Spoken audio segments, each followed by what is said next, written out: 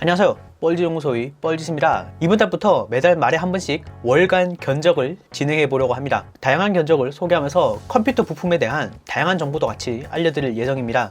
견적의 중심은 어느 정도 가격을 낮추면서 최소한의 성능과 안정성이 검증된 제품만을 선택했고요. 주 타깃은 게이밍용입니다.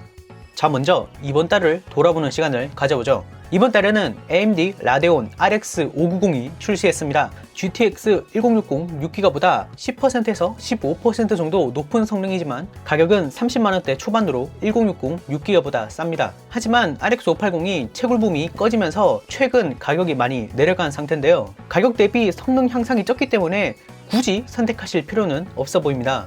또 엔비디아 RTX 20 시리즈가 화면이 깨지는 등 다양한 오류가 발생하고 있습니다. 예전보다는 많이 줄긴 했지만 그래도 여전히 존재하긴 합니다. 때문에 RTX 20 시리즈를 구매하시는 분들은 AS가 잘 되는 유통사 제품을 선택하셔야 합니다. 제가 이 견적에서 말씀드리는 그래픽카드도 다 AS평이 좋은 회사들로만 구성했습니다. 그리고 AMD에서 2코어 4스레드 CPU인 에슬론 220G, 240G를 출시했습니다. 아직 한국에 발매가 안 되긴 했는데요. 1, 2만원만 더 투자하면 4코어를 갈 수 있는 상황이기 때문에 가성비가 조금 떨어지는 편입니다. 자, 그럼 이제 다음 달을 봐볼까요? 1월에는 2019 CES가 예정되어 있습니다. 세계 최대의 IT전자 박람회인데요. 여기서 AMD 라이젠 3세대 CPU, 차세대 AMD 그래픽카드가 공개될 것으로 추측되고 있습니다.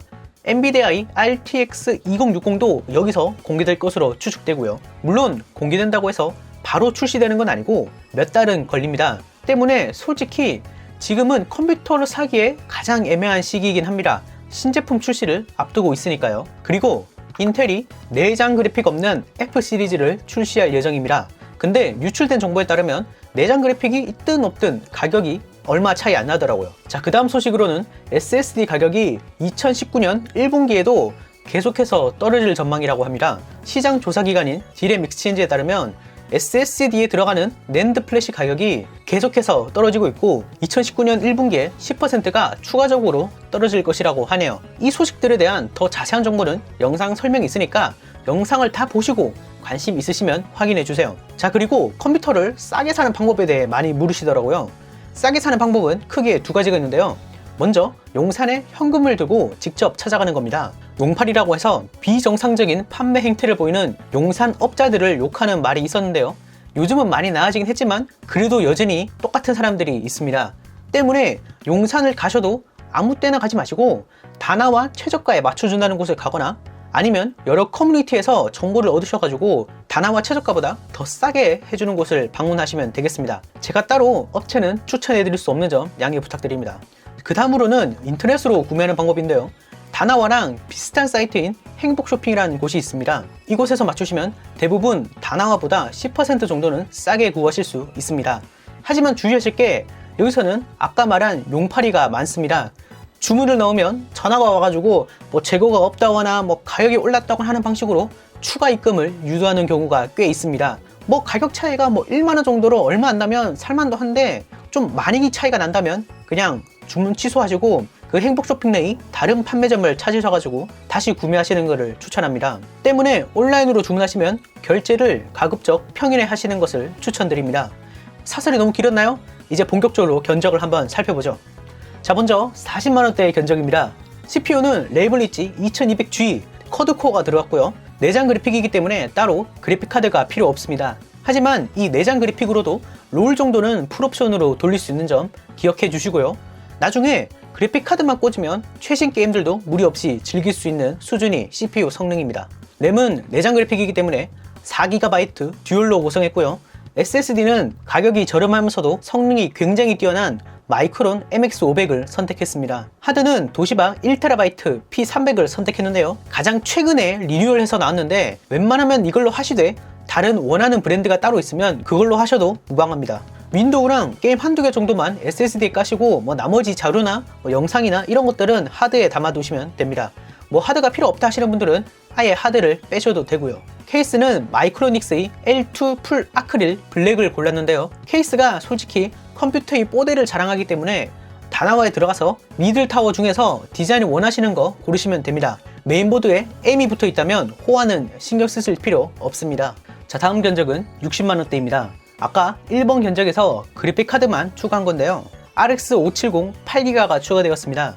RX 570은 GTX 1060 6기가보다 10% 정도 떨어지는 성능이지만 가격은 2배 저렴합니다. 그래픽 램도 8기가라서 더 유리한 부분도 있고요. 또 이 벌크라고 되어 있는 것은 중고를 뜻하는 게 아닙니다. 이 부분들에 대한 것들은 진행하면서 계속 설명드릴게요. 아무튼 이 견적으로는 배그 국민 울트라 옵션에서 최저 60프레임 방어가 가능하고 로스트아크 중옵션 이상에서 레이드까지 무리 없이 돌릴 수 있습니다.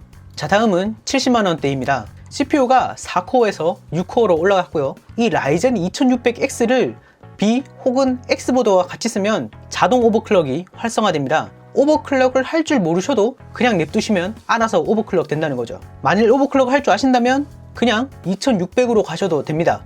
그러면 약 5만원 정도를 아낄 수 있죠. 그래픽카드는 동일하고요. 파워가 여기서부터 600W로 업그레이드 되었습니다. 이 정도면 웬만한 온라인 게임은 중옵션 이상으로 다 플레이할 수 있습니다. 컴퓨터는 가격이 올라가면 올라갈수록 가성비가 점점 떨어진다는 것을 명심해 주시기 바랍니다.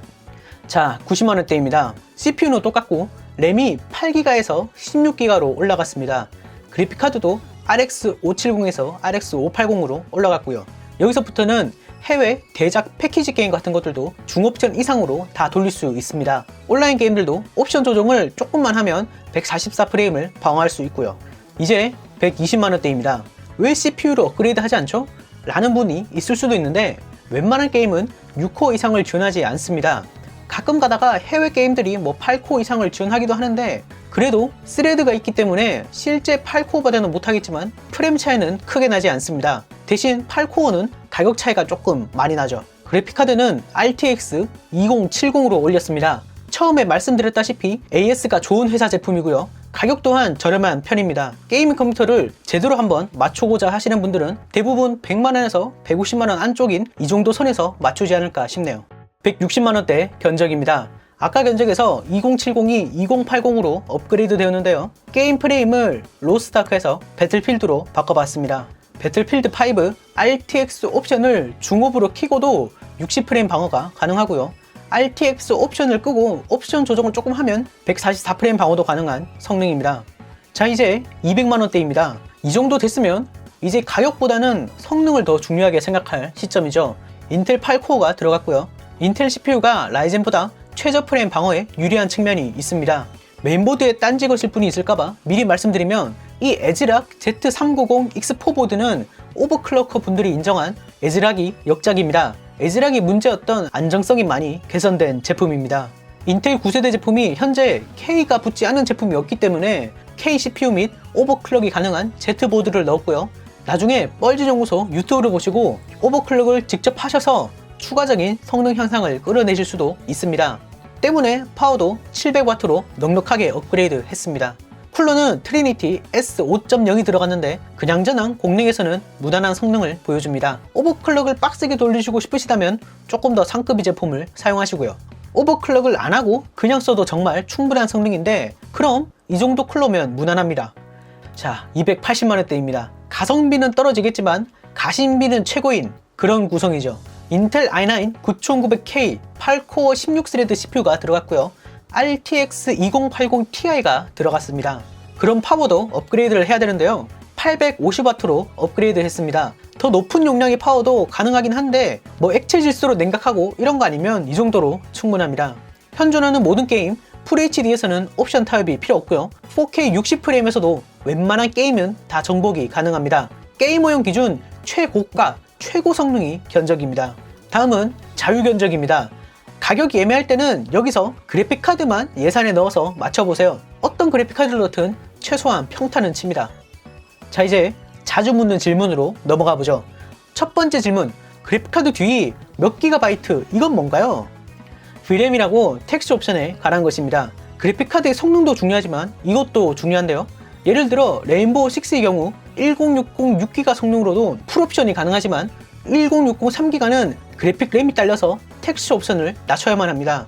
그러니까 자신이 주로 하는 게임이 VRAM을 얼마나 먹는지 확인해야겠죠? 참고로 배그의 경우 5기가 정도를 먹습니다. 자, 다음 질문을 보죠. 자신한테 딱 맞는 견적을 보다 개인화된 견적을 원하시면 뭐 쿨앤조이나 회의사전 같은 하드웨어 커뮤니티에 방문하셔서 견적 게시판에 최대한 상세하게, 제발 상세하게 글을 남겨주세요. 그럼 능력자분들이 댓글을 달아주실 겁니다. 자, 다음은 인텔 vs 라이젠, 뭐가 더 좋나요? 이거는 제가 여기서 설명하기는 조금 어려운데요. 뭐 성능으로만 따지면 라이젠이 인텔 대비 조금 밀리긴 합니다. 하지만 뭐 가격이 인텔 대비 좀 많이 싸기 때문에 현재 많이 팔리고 있습니다. 뭐 라이젠도 인텔만큼 정말 좋은 CPU입니다.